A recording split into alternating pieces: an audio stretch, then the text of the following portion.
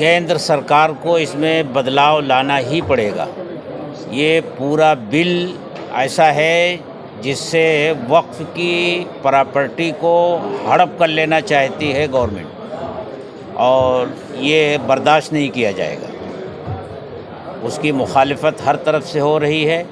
उसकी मुखालिफत मुसलमान तो कर ही रहा है, जो इंसाफ पसंद हिंदू हैं, सिख हैं, जैनी हैं, वो भी इसकी मुखालिफत कर रहे हैं, क्योंकि वो समझते हैं कि ये तो अभी शुरुआत है, हम भी इसी सफ़ में आएंगे एक दिन।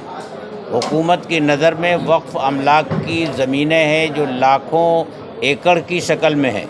जिस तरह हुकूमत ने मुल्क की सारी प्रॉपर्टी बेच दी, अब बेचने के लिए उसके पास वक्फ की ही ज़मीनें बची हैं जो बड़े बड़े सरमायादारों को वो बेचना चाहती है। देखिए, वक्फ के सिलसिले में जो वक्फ बोर्ड में खामियां हैं, इसे हम मानते हैं कि वहाँ भी बदउनवानियाँ हैं, वहाँ भी लूट घसोट है। वक्फ की ज़मीनों को नाजायज़ तौर से वक्फ के लोग भी, जो वहाँ बैठे हुए लोग हैं, वो भी उसका गलत इस्तेमाल कर रहे हैं। लेकिन इसका ये मतलब हरगिज़ नहीं है कि फिर हुकूमत उस पर कब्ज़ा कर ले।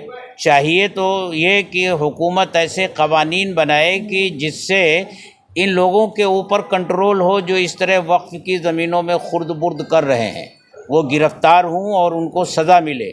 न ये कि वो खा रहे हैं तो हम पूरा खा जाएंगे, ऐसा नहीं होना चाहिए। बिल्कुल कायम है, वो तो पहले दिन से है और आखिर तक रहेगा जब तक इसको हटा नहीं दिया जाता वहाँ से जा रहा है। अभी देखिए, एक चीज़ ये है, ये जो अभी वक्फ बिल आया हुआ है, अभी तो सारा फोकस इसी वक्फ बिल के ऊपर है।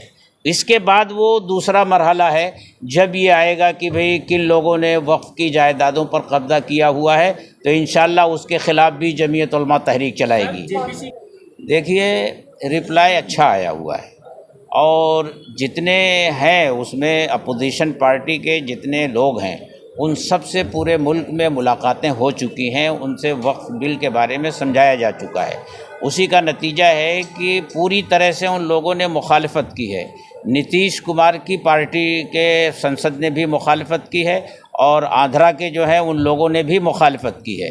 और उनकी मुखालिफत हो जाने के बाद अब गवर्नमेंट इस बिल को आगे बढ़ाने की हिम्मत नहीं कर सकेगी, क्योंकि वो समझती है कि अगर पार्लियामेंट में दोबारा ये बिल आया तो वो फेल हो जाएगा, हुकूमत नाकाम हो जाएगी। देखिए, ऐसा है कि हमें बहुत खुशी है कि 400 पार करने वाले 240 पे आ गए और बिल वापस हो गया, और ये बिल कभी पास नहीं होगा इंशाअल्लाह, क्योंकि जमीयतुल उलमा वो जमात है जिसने आज़ादी की लड़ाई लड़ी, हिंदुस्तान पाकिस्तान के बंटवारे में मुखालफत किया कि ये देश एक मुत्तहिद देश रहेगा। तो वो जमीयतुल उलमा पूरे मुल्क में ये चला रही है। एक राय अवाम की एक तरफ पैदा की जा रही है कि हर शख्स इंसाफ में इस बिल की मुखालफत करे। तो मुझे उम्मीद नहीं बल्कि मुझे पक्का है कि ये बिल कभी पास नहीं होगा। नहीं, देखिए सांच को आँच क्या, ये गलत है, बिल्कुल गलत है। ये जानबूझकर मुसलमानों के साथ ये नाइंसाफ़ी हो रही है। मैं समझता हूँ कि हर शख्स जिसके अंदर ज़मीर है, सच्चाई को नकार नहीं सकता, चाहे अपोजिशन हो चाहे कोई भी हो। इसमें जब बहस होगी ना, तो मुझे लगता है कि सब के सब इसके खिलाफ मुखालफत ही करेंगे। सारी प्रॉपर्टी बेच दिया तो क्या कहूँ मैं इनको, सारी इंडस्ट्री बिक रही है, सारी प्रॉपर्टी बिक रही है, एयर इंडिया बिक गया, हवाई जहाज़ के एयरपोर्ट बिक गया, सी पोर्ट बिक गया, सब तो बिक रहा है। तो लैंड माफिया तो कहूँ और क्या कह सकते हैं। हाँ, उनके वक्त ज़मीन पे ही है, वो वक्त ज़मीन पर है। उसको तुरंत अंबानी को आना चाहिए कि मुझे लीज़ी बना लो, मुझे मैं इसका लीज़ भरने को तैयार हूँ, तो ये मसला ख़त्म हो सकता है। लेकिन ऐसा है ना कि मुसलमान अनटचेबल हो गया है, और हम लोग जो है ना, एक तरफ समुंदर एक तरफ गड्ढा है, तो जान बचाने के लिए गड्ढे की तरफ चले जाते हैं। हम चाहते हैं कि दो नाव पे मत रहो, जो सच्चाई है उस पर करो। मुसलमान एक बड़ी ताकत है, मुसलमान अगर आपको वोट दे रहा है तो उसके मसले पर आप बोलो। हाँ, वही की जाए, बिल्कुल वही की जा रही है। ये हाँपने वाली पार्टी है। ये पार्टी जो है ना, माफिया है, ये माफिया लोग हैं, साजिशी है। देखिए, ऐसा है कि मैंने वो एक सवाल, क्योंकि जमीयतुल उलमा एक हमारे हिंदुस्तान की बड़ी हमारी जमात है मुसलमानों की, जो बात को रखती है प्लेटफॉर्म पे, तो उसके सामने मैंने उसके साथ में वो भी बात लगाया कि वक्फ से बड़ा करप्शन कहीं है ही नहीं दुनिया में।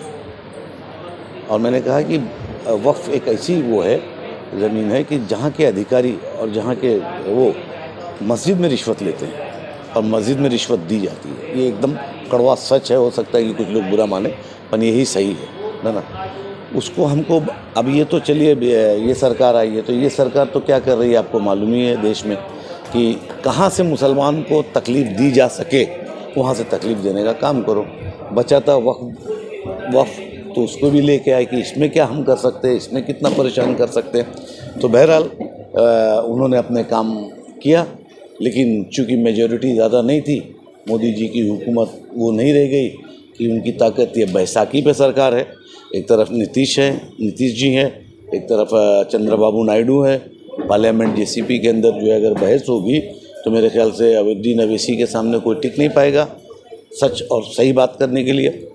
तो अब जो है ये आखिरी इनके पास बचा, तिलाक हो गया, निकाह हो गया, देश से भगा दिया गया, सब कुछ हो गया, सब कुछ बिक गया।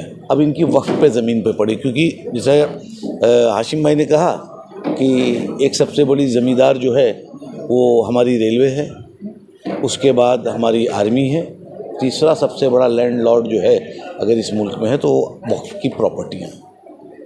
तो अब उनकी निगाह उस पर पहुँच गई। लेकिन एक चीज़ वो बताना भूल गए थे कि उन्होंने आर्मी की भी ज़मीन को टोटना शुरू कर दिया है, ढूंढना शुरू कर दिया कि कहाँ कहाँ बेची जाए। तो आसान इस वक्त मुल्क के अंदर मुसलमान हैं, हम लोग हैं ना, तो हमारे ऊपर अटैक करेंगे तो सब लोग साथ देंगे। लेकिन धीरे धीरे मैं उन मंदिर के सब लोगों को बताना चाहता हूँ, आपकी भी, बालाजी की भी प्रॉपर्टी पे सरकार निगाह रखेगी और ये भी ले लेंगे। क्रिश्चियनों की भी प्रॉपर्टी जाएगी, समझा ना, जैनों की भी जाएगी, उनकी भी बहुत बड़ी बड़ी प्रॉपर्टियाँ हैं, है ना, वक्फ है उनके पास भी, हर आदमी के पास वक्फ है ना। तो इस तरीके से अगर ये संशोधन ये तो ला नहीं पाएंगे वैसे इंशाल्लाह ताला, है ना, पास नहीं हो पाएगा, ये छेड़ के इनको शांत बैठना पड़ेगा। लेकिन अगर ये इस तरीके की हरकतें करते हो तो आगे चल के और भी माइनॉरिटीज़ कम्युनिटी के अंदर लोग हैं, सरदार है हमारे, समझे ना, जैन समाज है, हमारे बुद्ध है, तो ये सब चीज़ों पे हमला धीरे धीरे सरकार शुरू करेगी। मैंने तो कहा, आप लोग ने सुना नहीं क्या, मैंने तो जमीयतुल जमात के सामने सवाल उठाया कि इससे बड़ा करप्शन, जमात से बड़ा करप्शन और हज हाउस से बड़ा करप्शन, दो संस्थाएं हमारे पास हैं, एक वक्फ बोर्ड और एक हज, है ना, दोनों में सबसे बड़े और सबसे बेईमान लोग वहीं पे मौजूद हैं। तो सपोर्ट करूंगा, मैं मुसलमान हूँ, पागल हूँ, मैंने कलमा पढ़ा है, वक्फ बोर्ड के अंदर मेरे पुरखों ने भी दिया है ज़मीन, है ना, और आगे अल्लाह ने दिया, ऐसा साथ दिया जो मौलाना साहब ने कहा मैं भी दूंगा। तो उसको सपोर्ट हम कैसे कर सकते, उसका हम विरोध करते हैं। और सुन लीजिए, ये मोदी जी का आखिरी है, ये वक्फ पे इंशाल्लाह ताला निपट जाएंगे ये लोग।